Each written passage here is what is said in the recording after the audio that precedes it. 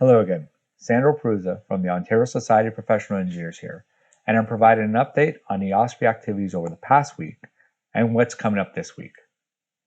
It's our AGM, and we have over 250 members registered. This is the first time we're doing an online event using new technology, so please bear with us if we experience any technical difficulties. At our AGM, we are proposing two very important bylaw changes that support good governance initiatives at OSPE. I encourage you to read the question and answer document and to support these changes. Now, we've been busy over the past few weeks in developing recommendations to the Ministry of Labor and Skills Development regarding changes to the pre-startup health and safety reviews, as well as corresponding to a government consultation into data integrity and privacy concerns. Our ongoing conversations with the government and industry stakeholders has now shifted from ensuring the health and safety of engineers and other essential workers to that of the role that engineers play enabling the restart of the economy, only once it's safe to do so. For example, what is the proper sequencing of back-to-work activities in various industries? What pre-start work needs to be completed now?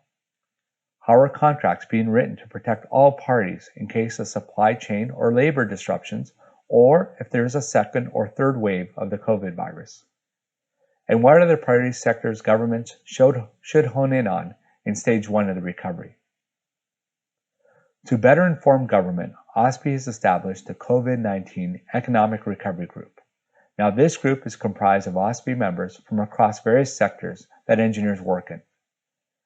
These members are reaching out through their networks and bringing ideas back to the table. This will form the basis of our long-term plan that will go both to the federal and provincial governments. I have also been reaching out to our partners, both in government and in industry, to share what we have learned. We are collaborating with their various stakeholders, including those at the Construction and Design Alliance of Ontario, the Ontario Chamber of Commerce, the Consulting Engineers of Ontario, Renew Canada, the Ontario Good Roads Association, and the Canadian Urban Transit Research and Innovation Consortium, just to name a few. The OSPE plan will be going out in 3 phases.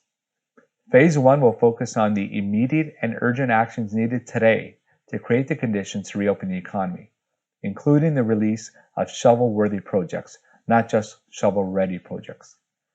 We cannot and should not replay the mistakes we made 10 years ago after the last recession. Now, I've mentioned shovel-worthy projects in the past, and let me explain what I mean.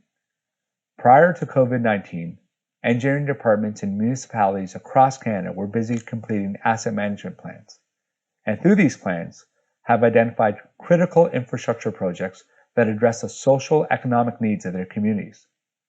We are imploring the federal and provincial governments to fund these crucial projects that are so vitally needed in these communities. We need to trust that engineers and municipal governments are best suited to understand the needs of the people they serve. Our Phase 2 plan will inform all governments of the policies and investments they need to make to begin shifting our economy in order to sustain the growth initiated in Phase 1. These investments are needed in new technologies that will drive efficiencies and support new industries that are being created post-COVID-19.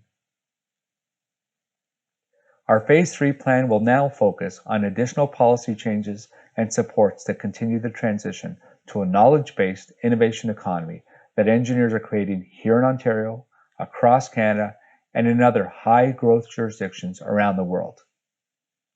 In each of these phases, we're focusing on 3 priority areas. Number 1, sustainability and resiliency, not only in infrastructure, but in other vital sectors of our economy. 2, talent development and retention. We need engineers to be properly educated, employed, and engaged in activating the key levers of our economy.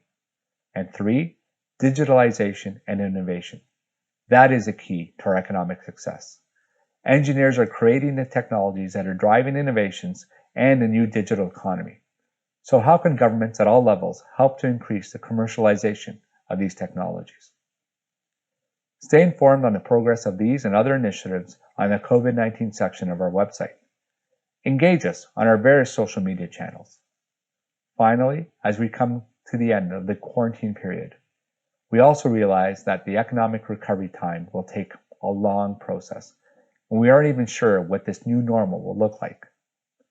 Nonetheless, we will continue to represent the views and the needs of you, the OSPE member.